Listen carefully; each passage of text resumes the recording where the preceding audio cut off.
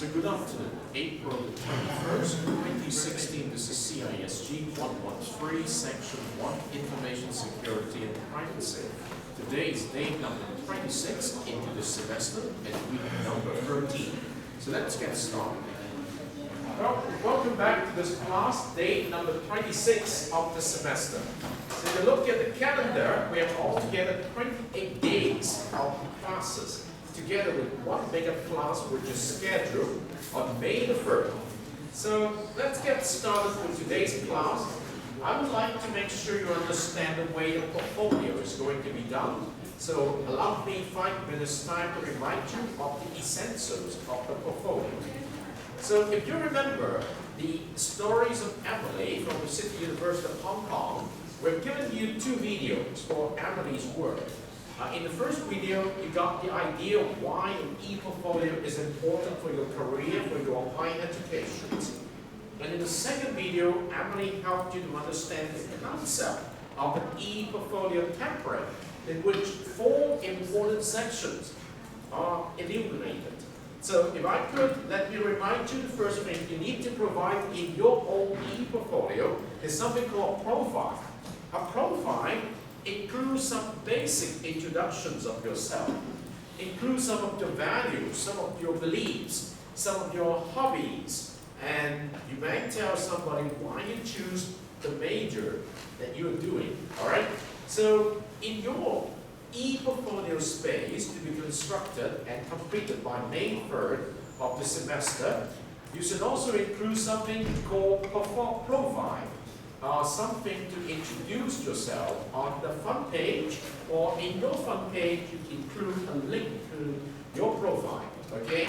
And when we get into your profile page, we can find something about yourself, very brief descriptions of yourself. And then you can tell a little bit about your major, where you stay, where you fall, your interests, your beliefs, and your values, just enough, all right? So the second thing, if you remember from Emily's video, she talks about the summary of your e-portfolio. So that very much depends on your goals, okay? Now in this semester of learning, we have introduced to you the, well, you can say the technique of learn to learn, including the inquiry-based learning. It's the technique to question into something. Now, in the second learning period, or better say the learning contract, we introduced to you the idea of self-regulated learning, in which we emphasize very much you need to define your goals before you do anything. And once you have your goals, you need to define the time you have and work out an action plan. Now, I've given you 1 semester's of learning design with activities for you to follow. So in your summary, if your portfolio is confined to this course, you should tell a little bit about this course design. And if you need some help, now here, as I received some questions from some of you last time, you have to come back to this link called Learning Design. In this link, when you click into Learning Design, you can see that I've given you the overall picture of what kind of learn-to-learn skill you are supposed to pick up after this course, or better say throughout this course. You can see that the first one is inquiry-based learning.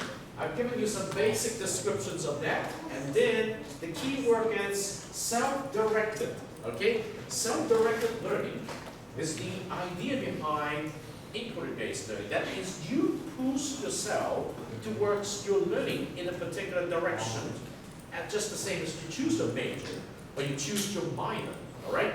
So, and in this particular first technique of learning to learn, or better say concept, that you have already complete the following artifacts, okay? These are the items. It can also be considered as accomplishment, because you did it, you have it, and you also need to include it in your portfolio. Definitely under different categories, mostly showcase, all right? So the second important context of your study in this semester is self-regulated learning. You can see that we've delineated some very important points for you to pick up in including setting goals, understanding the timeline, coming up with an action plan, understanding the need for evaluations, and the need to modify your action plans if you want to stay on course to your success. And again, we expect you to produce another set of artifacts, although we opt them out, and you do not need to submit them. And then the third one is for the third learning contract, problem-based learning. You need to extend what you learned from the first and the second IBL and SRL in the context of teamwork. Well, in the context of teamwork, focused on a specific generic, generic questions that is created by all the members in your team or task force.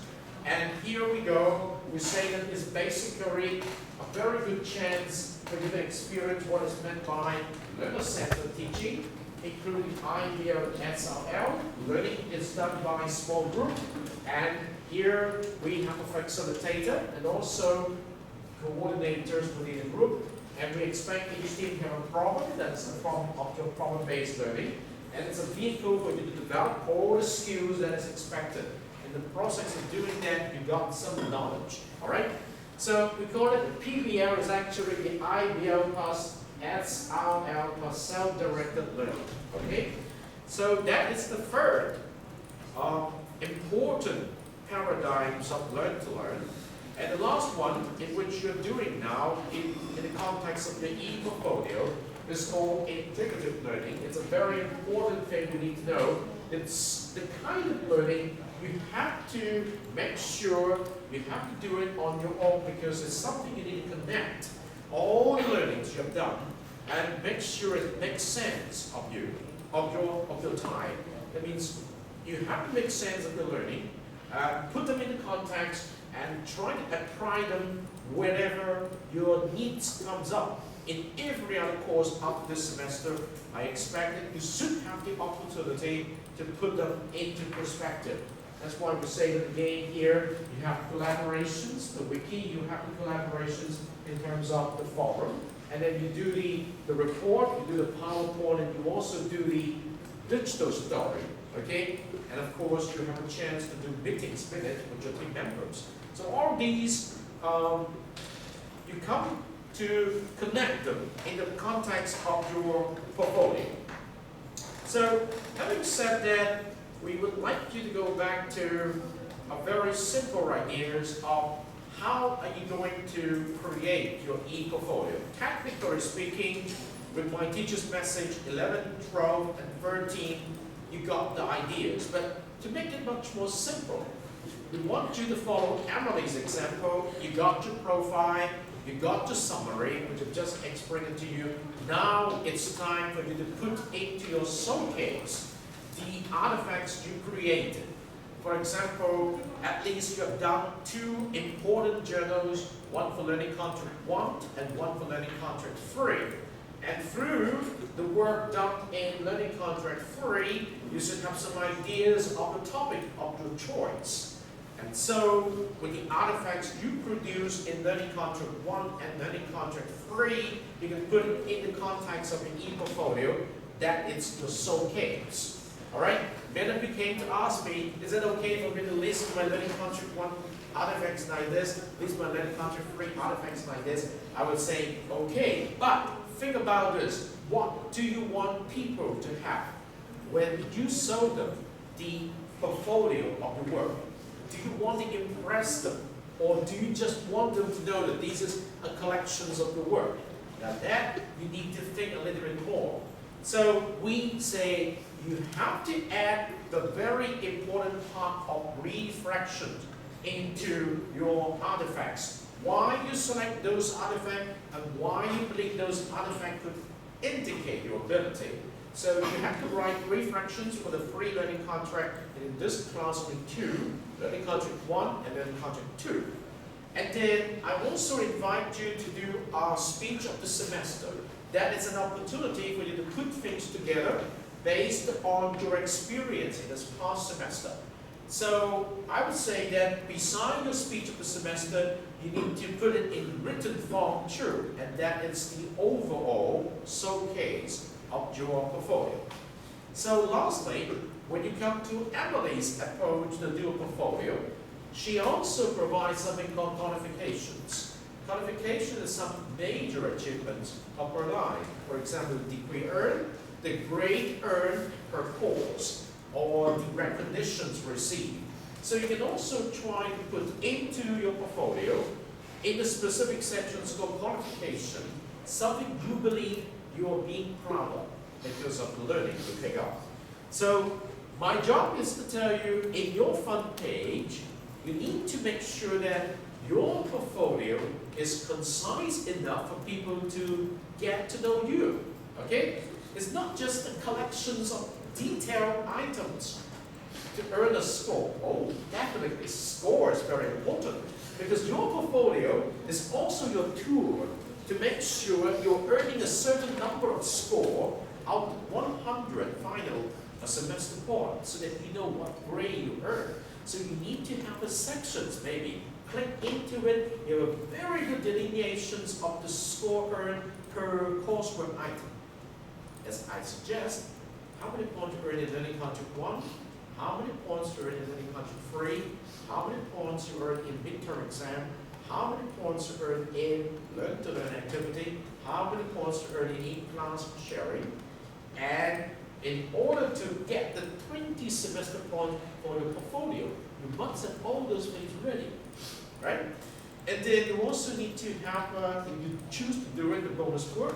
It's, you did it already, Learning Contract number 3, the team-based presentations in class, you can give yourself 5 points. If you did your presentations along with your partner here, you can give yourself 5 points, all right?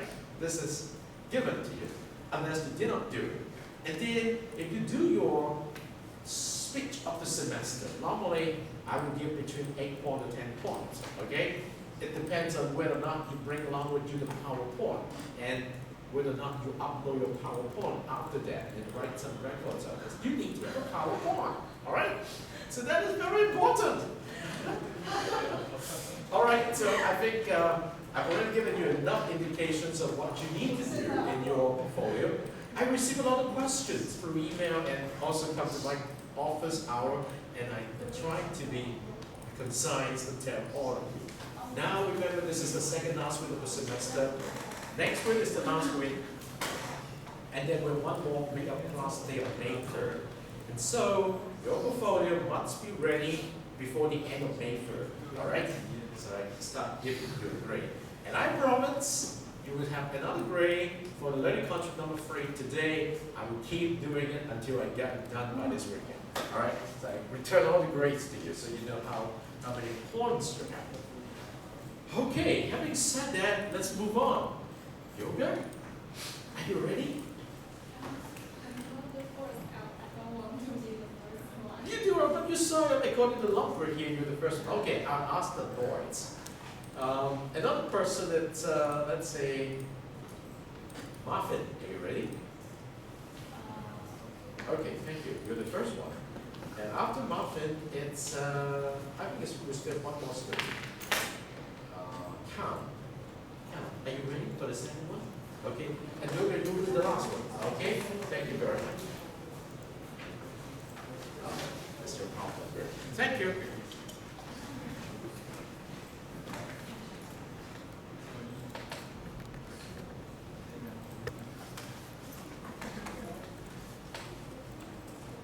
Hi, today here to have a presentation about what I learned through the semester of CISG113.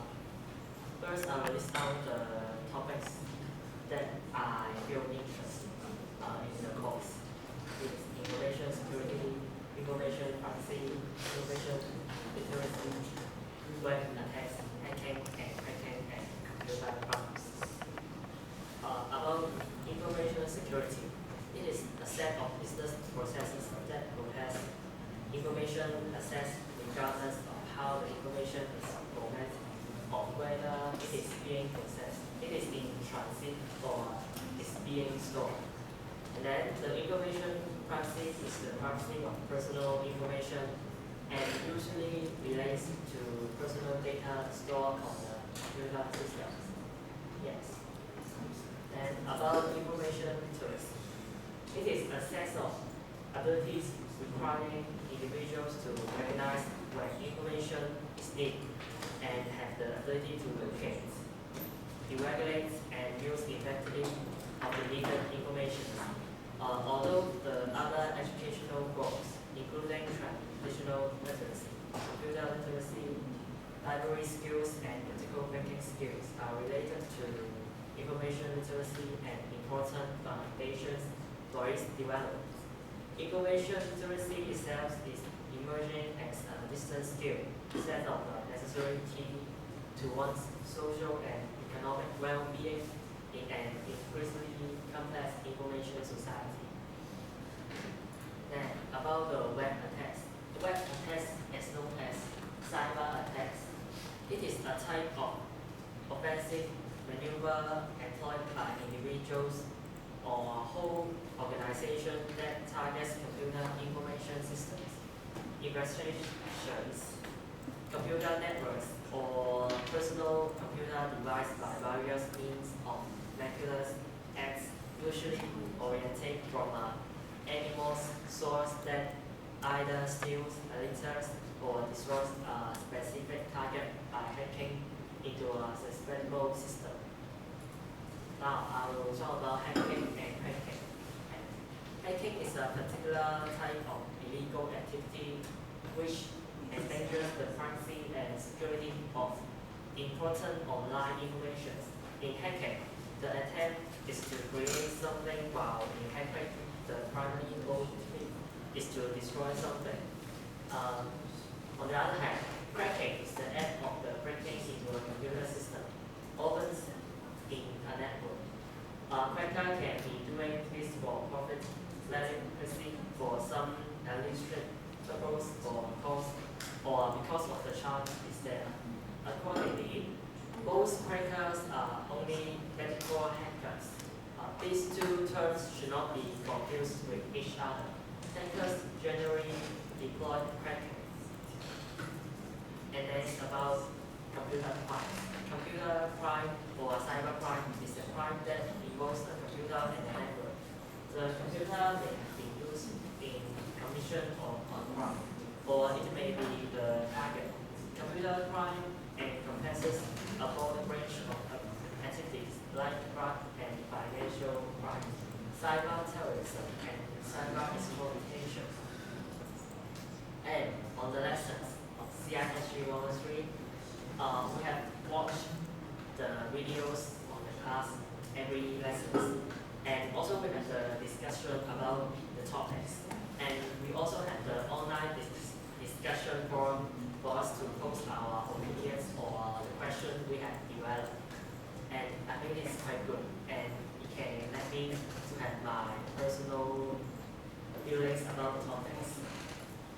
And also the passwords, including the reading and videos, reading journals, in class sharing, discussion forum, and Q&A hotline.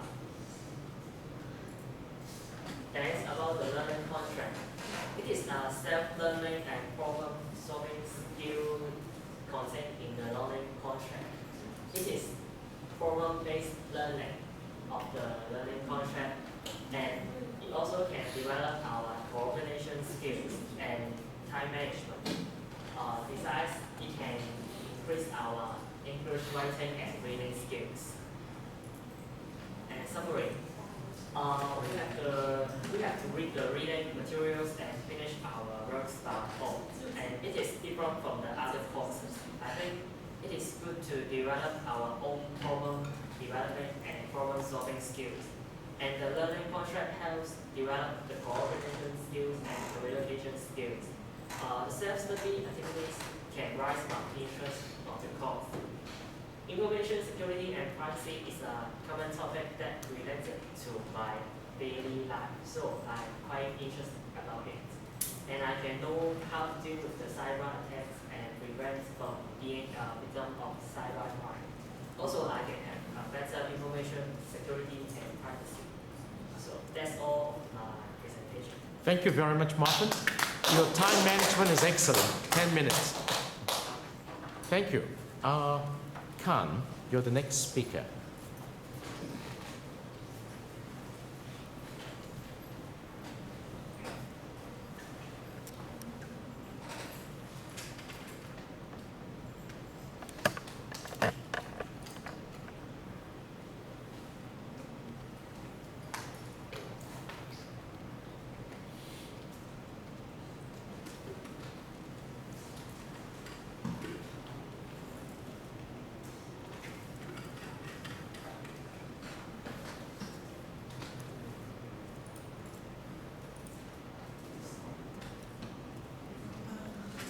I will share what I learned from this course, and this is the outline.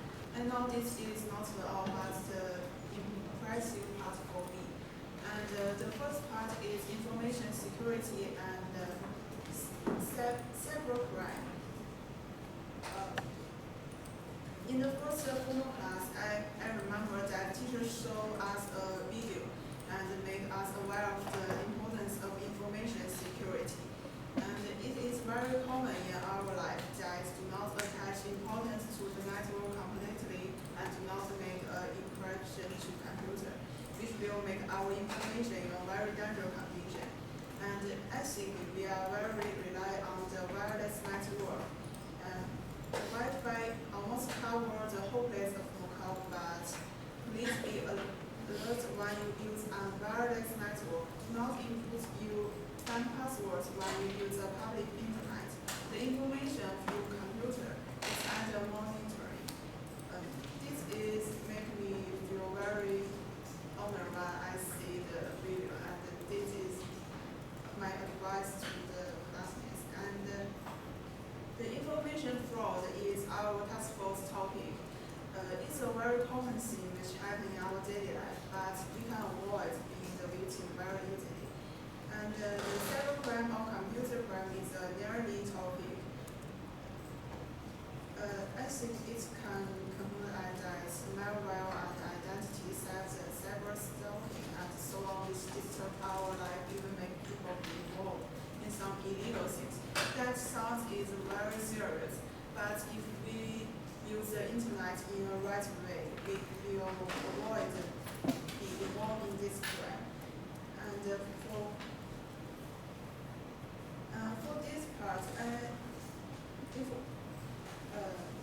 it's a very interesting topic that many classmates have discussed, and this is my understanding for the ethics and social responsibility. For the ethics, it's from the midterm country, and but in modern society, workers were seeking control over their work and a sense of empowerment, and many information age jobs were conducive to meeting these needs. As a result, the work ethic was not abandoned during the information age, but was transformed to a state of relevance not found in most industrial age organizations. And social responsibility. Some job has a professional technology, and if the workers do not use them in right way, but influence on the interests of others, this technology becomes the tool of criminal. It's the development of science. This danger will be larger, and the worker ethic will play an important role to make people burden the social responsibility. And we know, the most treasure is in part of people. If they don't burden the social responsibility, our world cannot be peace and develop. And what should we do? I think we do not need to think how to help others, but to ourselves well is enough. And this part, I think it is the most important thing that teachers want to learn from this course. Independent-based learning is a new study form that not only depends on teachers' talking, but studied by ourselves. And I think our works like journal and discuss form is for this type. And in my opinion, the aim of independent-based learning is to let students gain good information literacy. And the information literacy conclude as follows. The first is determine the nature and extent of information needed, and the second is access the needed information effectively, and the third is evaluate information, and the fourth is use information effectively, and the last is understand them and use them. For the privacy and data protection, now we use internet to do many things, such like fund draw, shopping, and have a conversation with others. Company will put our information on internet, but its behavior is safe, and it is okay to put other information on internet without a police. For example, when I want want to know some about you, as you spell your name or your ID name, I can find a lot of information, but do you want me to know? However, when you put them on, you give tacit consent to the right that others can see that. And in other conditions, our individual information is sold to others by the internet merchants. Why can they do that? In China, there are not a complete law can protect people's individual information. Actually, the government can gain our information easily, which may invite our right. And we should take care when we want to put something on the internet. And download a software to protect your computer and set for your computer.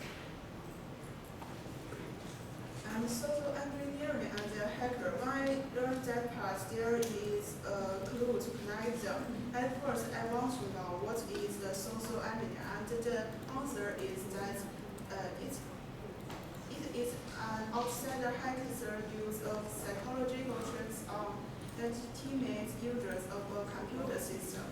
In order to obtain information he needs to gain access to a system. But when I searched the information, I found some people said that is not right, that China abandoned the book for the social engineering. So what is the significance of social engineering? And the answer is I know how to use this method. It's the only way which is able to prevent and withstand this type of instruction. Extracted from these technologies and derived knowledge can help you or your organization prevent this type of attack. So if people learn that, what can he do? It is the ethic hacker. And so what is ethic hacker? It's the network security experts specifically simulate hacker attacks to help customers to protect their computer. And this position also provides a job that hackers can do, and it is legal and still with their technologies. And it's hard to learn this knowledge from the beginning to the end. I gradually know how to think a question and how to study a topic, as the last topic I have said. Thanks for this course, teach me how to study. That's awesome. Thank you very much, and thank you very much. The very detailed delineations of the context you learned. Now it's Yoga's turn. Thank you, Yoga. I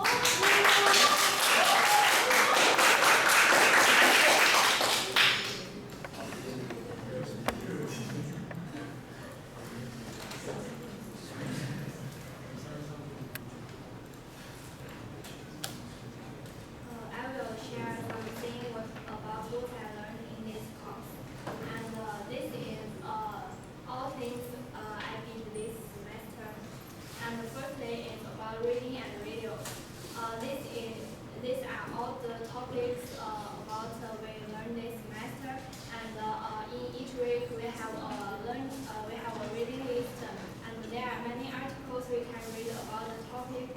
And also we have a video list, and we can watch some videos to help us to understand better about the topic.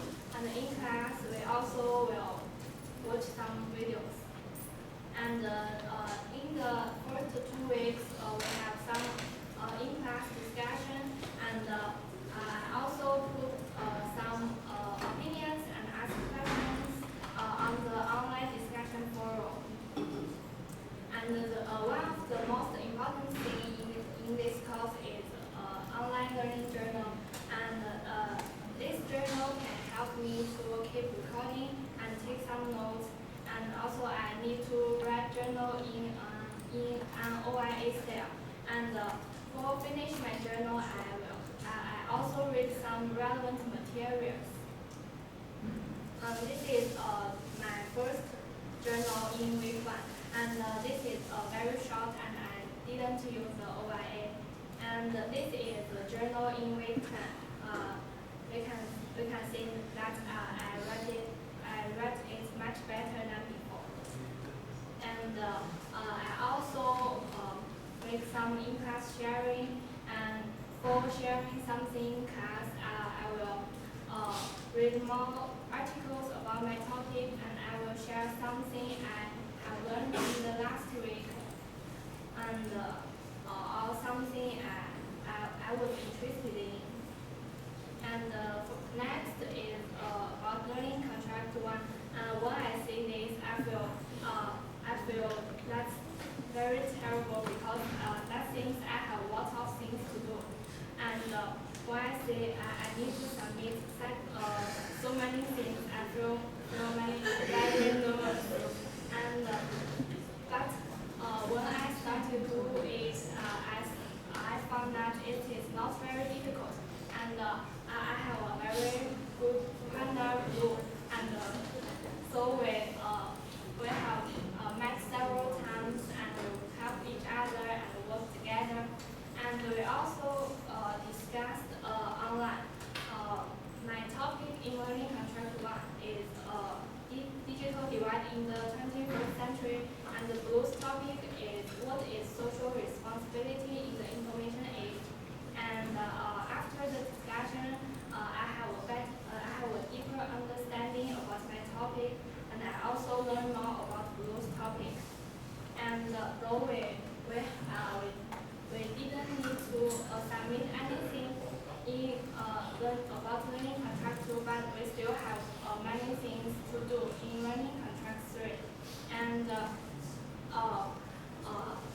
at the very beginning, I don't know how to start my work. But I also have many good task force members, and we can work together and finish our work. And in this learning contract 3, our topic is about privacy, and everyone in our group has their own part to do. And my part is why is privacy so important. So after doing this work, I can understand the background of privacy very well. And after learning contract 3, we have midterm examination, and one is talks about midterm. Maybe people may feel very midterm is a very terrible thing, and but in fact, as professor said, it is just an exercise. And when I start to do this, I also think it is just a read journal and blog and discuss with my partner as usual. It's nothing special. So that's very nice. And I think after finish the midterm examination, I think that's the end. I don't have I have nothing to do in this semester, but when I see this, I know I still need to do something. It's about a portfolio, and I need to put all my work in it, and I also need to write some summary and like this. And so I think it is also a big work. And in this semester, what I have learned is about inquiry-based learning, self-regulated learning, problem-based learning, and integrative learning. And I think I not only learned some knowledge about topics, but also learned many important skills. Like I know how to think creatively, and how to ask questions, search information, and find the answer. And also I learned how to reflect my work. And this semester is almost over, but the way is still long. So what I need to do is keep working and keep trying. So that's all my presentation. Thank you. Thank you, Yoga. You did a very good work and also very good timekeeper. Okay. As you can see that it's a very interesting opportunity for you to stand in front of your fellow students and share what you did and what you learned throughout the semester. Any more students from that table? Okay. Would like to share? Okay. Yeah, Ada and Cerelia and Star, Blue. Okay, so thank you very much. It's a very good opportunity for me to listen to you. All right. So on to next Monday. Let's take a look at next Monday. So that it's April the 25th. We have Ada. Okay. We have Blue on 28th, and then we have Gambo. Okay. So Gambo, Ada, and then Star on 28th. Serenia on the 28th, Fatima on the 28th. Okay, so we have Gambo, we have Ada next Monday, and let's see anything anymore. Let's see Erica next Monday. Let's see Heidi on the 28th. Marvin is already finished today. So we have at least 3 speakers next Monday. Make sure you upload your PowerPoint where it is, and then you can sample winners next Monday. The first speaker next Monday, okay? So it's very good. And then Michelle on very last minute day. So sign up when you still discover it's not for you. Do not miss them. 10 semester point, all right? So it's wonderful. May I just invite you to talk about yourself in your table and come up with questions on the e-portfolio. If there are any, I will be here to answer you and take a very good break. I'm going to show you next week an example of an e-portfolio on Mahara. Let me see if I can start here today. It should be for next week's meeting. Oh yes, before I do all of these, let me take attendance first. That's very important. Let's create attendance goal. Thursday. This is day number 26.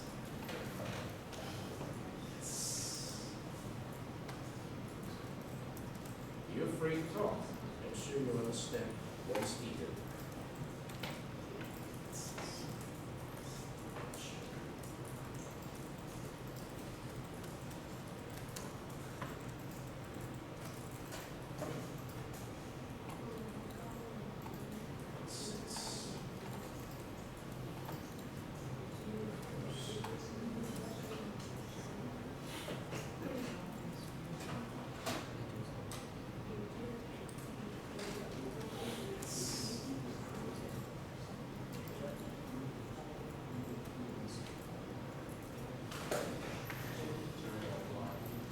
Johnson, are you here today? Johnson, no, not yet. You don't? You don't? Oh, thank you. Sorry. Thank you very much. Thank you. Star, Terry is not yet. Iris, thank you. And then Christina, thank you. Gabriella, not yet today. Sonia, thank you. Tina, thank you. Cleo, thank you. Joey, thank you. Winnie, thank you. Xiaowei, thank you. Danny, thank you. Nicholas, thank you. Gala, thank you. Rue, thank you. Kareem, not here today. And then Bing Shin, thank you. Louise, thank you. Steve, John, thank you. Levine is not here today. Okay. Okay, Serena is here. Martin is here. Fred is not here today. Okay. Okay, so next page. So, typically 28 days for the semester. You see that? Michelle is not here today. Fatima, thank you. Heidi, thank you. Karen, thank you. Erica, thank you. Yoga, thank you. Amber, thank you. Winner, thank you. Ada, thank you. Steve Chen, thank you. Gia, thank you. Khan, thank you. Very good. So we took the attendance. You see, typically 28 days for the semester, and for each class with 75 minutes. So if you just count the amount of time we spend together in class and think about what we have to learn, it's impossible for you to learn in class, all the material. So as the very famous educator, John Bacon said, it is what the student does outside the classroom that is very important. So somehow, during the semester, I've shown you the 3 important pictures produced for John Brick's video. Understanding, for you to choose between being a deep learner and a surface learner, and sometimes you have to switch depending on topics of interest. But eventually you have to be responsible for your own growth. It is you who is going to face up to your challenges in life.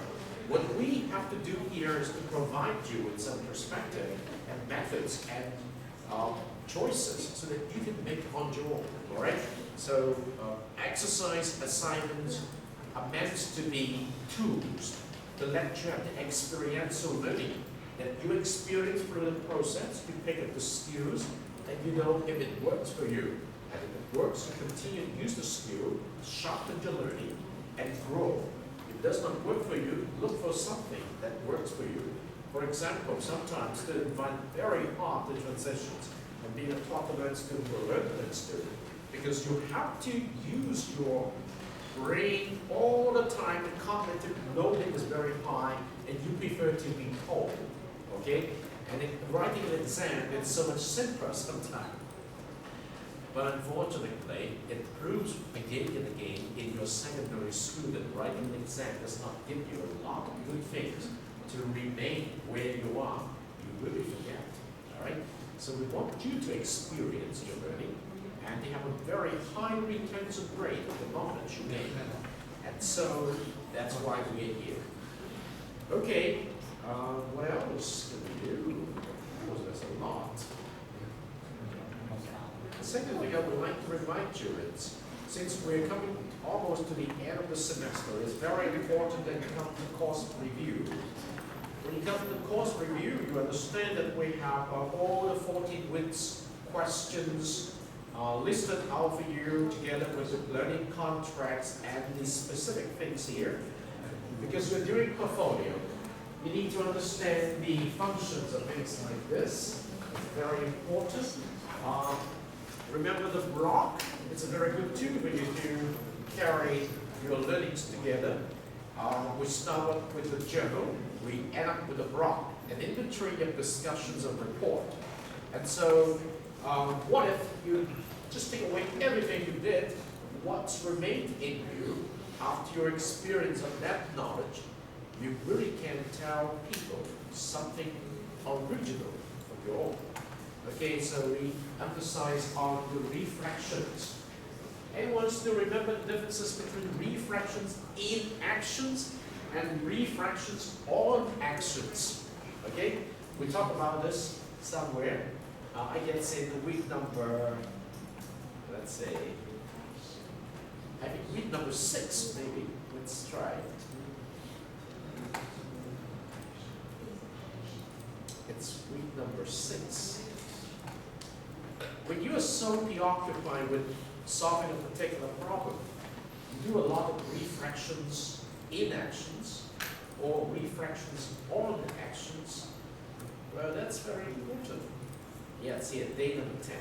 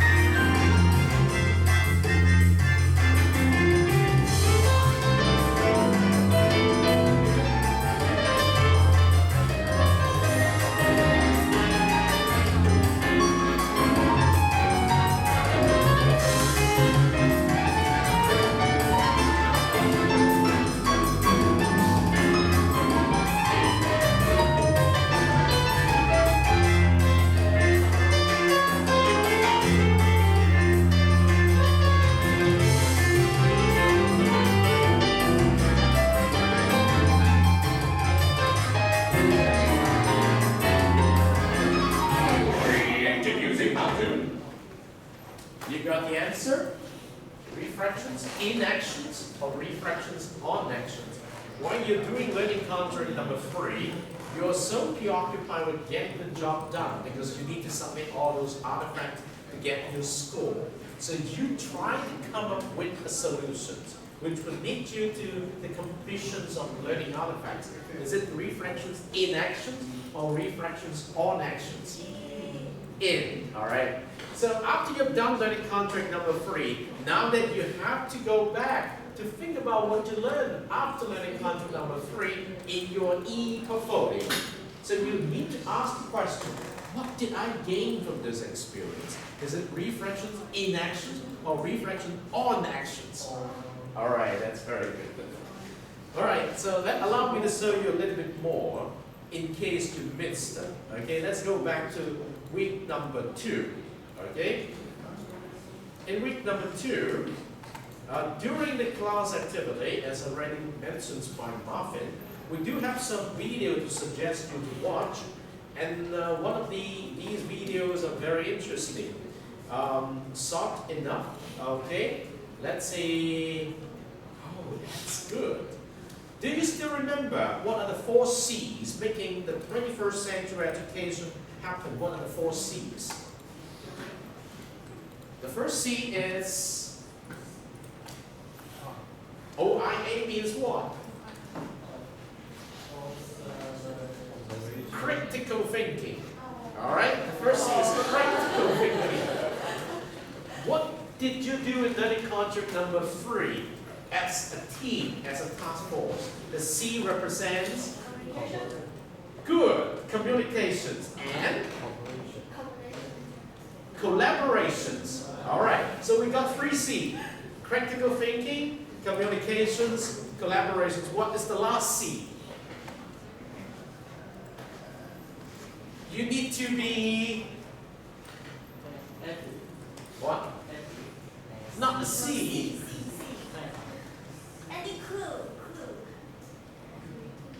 Communicated. Cooperated means collaborations. So the first is critical thinking, the second is communications, the third is collaborations, and the fourth one, remember that, and I'm sure you will forget it one time. You have to be creative. Okay? You have to be creative. Okay, let's see how we can put them together. Now, if you have not watched this at home, I give you 5 to 10 minutes. Technology is on the rise, and who knows how far it will go.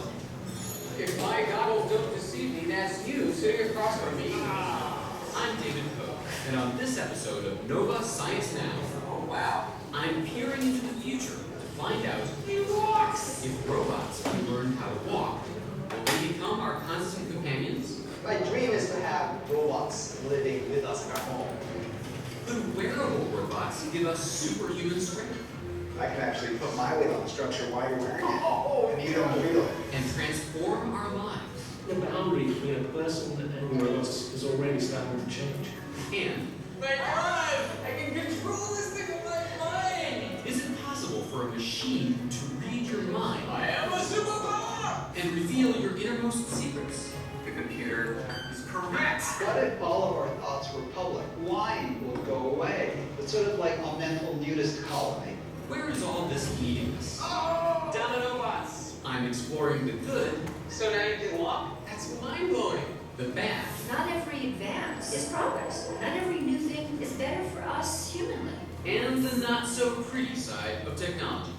All to find out, Whoa, that's scary. what will the future be like? And you gave me a dirty look? Up next on Nova Science Now.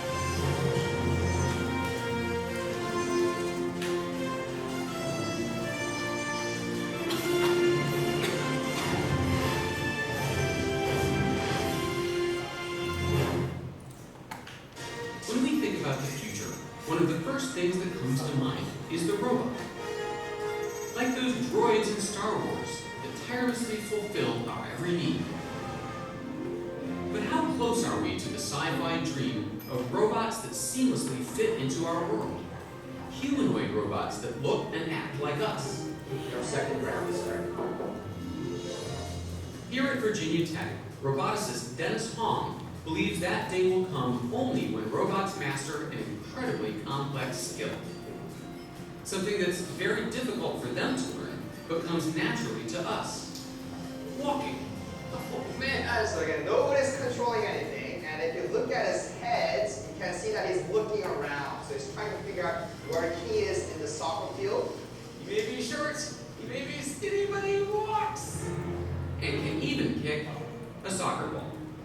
Go!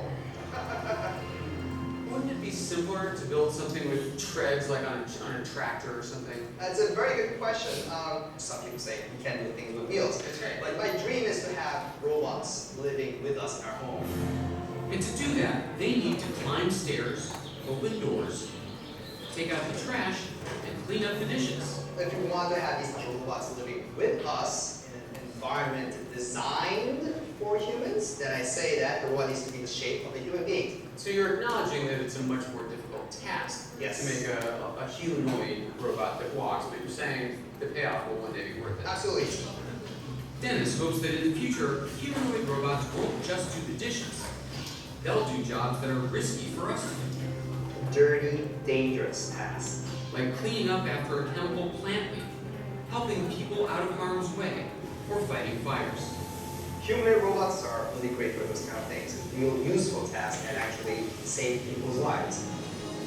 How do you transform metal motors and microchips into a machine that can walk on two legs? All right, so Dennis, this is your home robot construction kit. Yes, this is a robot cooking show as well. You'll be making one of these. This is called Darwin OP. Darwin is a pint-sized humanoid robot that Dennis created back in 2004. A research platform he uses to find out what it takes for a robot to walk on its own 2 feet. This is all the parts you need. And you are going to put it together today. Yeah, right. Are you ready? This is not Lego. We'll start out with the M4. To create Darwin, Dennis took his clues from nature. Number 1, he needs to see. As you walk, you use your eyes to assess your environment. Darwin sees the world through this tiny webcam. Actually, the eyes, the big ones, are just fake. The nose is actually the camera. Wait, so you're saying that all of this is just cosmetic? Those are not the eyes. Oh, you're such a... You cheated. Number 2, he needs a sense of balance. As you shift your weight from one foot to the other, your inner ear is able to sense the change in your position and keep you from falling. Darwin gets this ability from a sensor in this circuit board. These two small things, these are the balance sensors, so it knows its orientation and direction. Okay. Ah, So- that seems to want to fit right here. You're good at this. You've done this before. Thousands of times. Even if Darwin can see and balance, he still can't move without muscles and joints. Number 3, your muscles are your body's engine. You can't move without them. Darwin moves with the help of actuators. For each moving joint, we have one of these actuators. So it's basically an electric motor. A motor that converts electrical energy into motion. And that gives Darwin the ability to move. Right. Yeah, done. Hey, come on! Hey. As for his sense of touch, he gets it from these 4 little sensors on the bottom of his feet. Hours later, I'm finally finished. Tell me that's the last step. You're almost done. Now you need to attach the arm to the rest of the body, and that's the last step. Hello, I'm Darwin. This is Darwin. I can already feel him seeking world domination and wishing his screws were done better. Even though my robot's fully loaded, he can't walk yet because he still needs a brain. And that's where roboticist Dan Lee comes in. The first thing we're going to show you is how the robot uses its vestibular sense, which is its sense of balance. Vestibular from the word vestibule, which is one of the things in our ears. Exactly, inside your inner ear. And so without using its vestibular sense, what would happen if you push the robot? All right. It just will fall over and then get back up. Oh, what? That's pretty cool right there. So, go ahead. Exactly.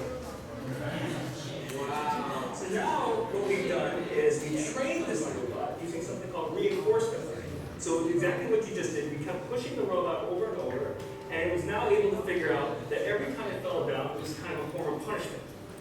When Darwin falls, His software gets an electronic signal that basically says, this is bad.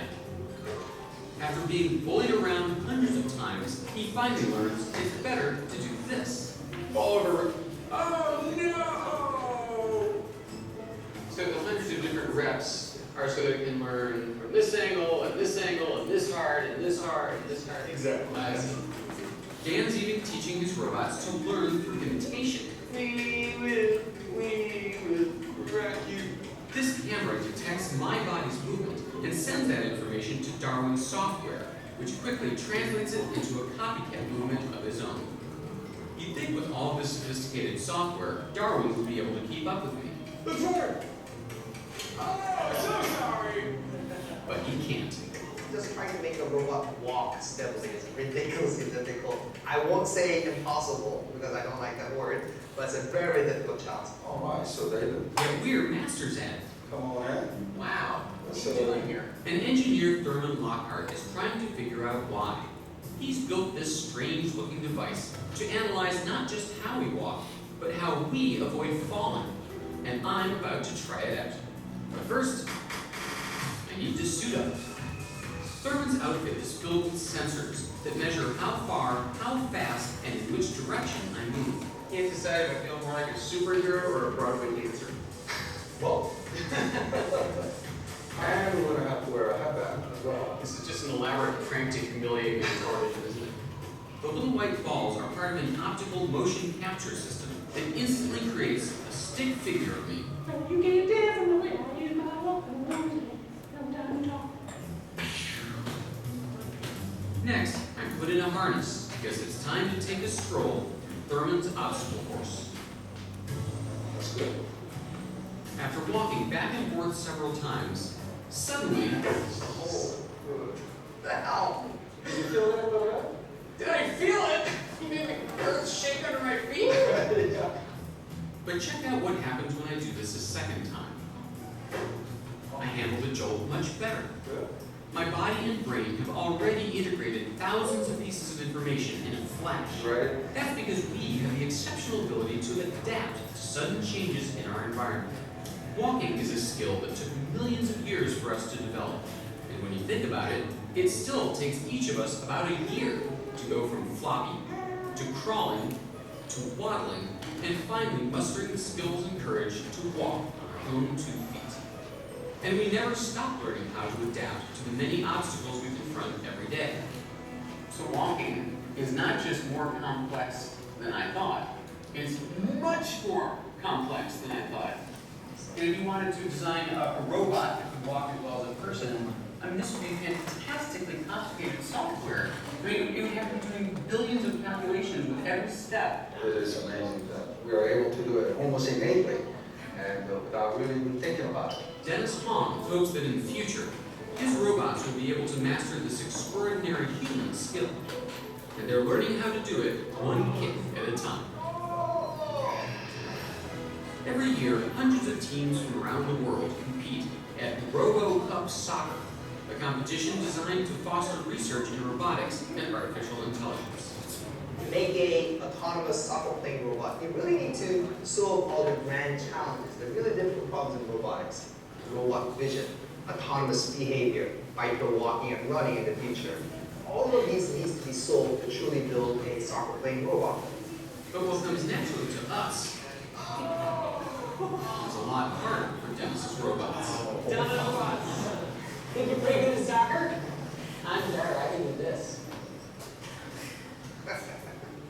Whoa, that's scary. You got right back up. And you gave me a dirty look. Despite his robot's shortcomings, Dennis is optimistic. By the year 2050, you want to have these kind of full-size autonomous robots play soccer against the human World Cup champions and win. You're gonna have robots playing humans? Do you expect them to win? Yeah. $20. Here you go. $20, there you go. While this may sound like a sci-fi fantasy, many experts believe that humanoid robots could progress a lot faster than we think. Sophisticated robots are already building our cars. Pretty soon, they could be serving us drinks and even doing the laundry. In Japan, where the aging population is growing faster than in any other country, researchers are developing robots to care for the elderly. from bathing them to moving them. And one day, they may even babysit our kids, a job that has always required a human touch. Sherry Turkle, a researcher at MIT who's written several books about the effects of technology on humans, is concerned about our future relationship. Okay, now if you want to continue to watch it, make sure you go back to week number 2. We're in during class activity. We have this link, all right? So it's a wonderful piece on Nova. Nova is something you can always access and watch. Every once in a while, they produce a new documentary. And this is the first one. The second one is even much more challenging. All right? So if you still remember last time when Nicholas showed you his impressions of the dynamic, the Boston Dynamic robots, okay? When you see the robot as tall as a human, and you can walk on the ice, do you remember that? That is a very, very advanced step from this documentary. It's a wonderful thing. What does it need? Remember the C I told you that you forget. Create. All right? Okay, I'll see you back here next Monday with another round of speech of the semester by at least 3 of you here. Sign up before it's too late. All right? See you back here. That's it for today's CISG113, Section 1 Information Security and Privacy. Until next Monday, day number 27. All right?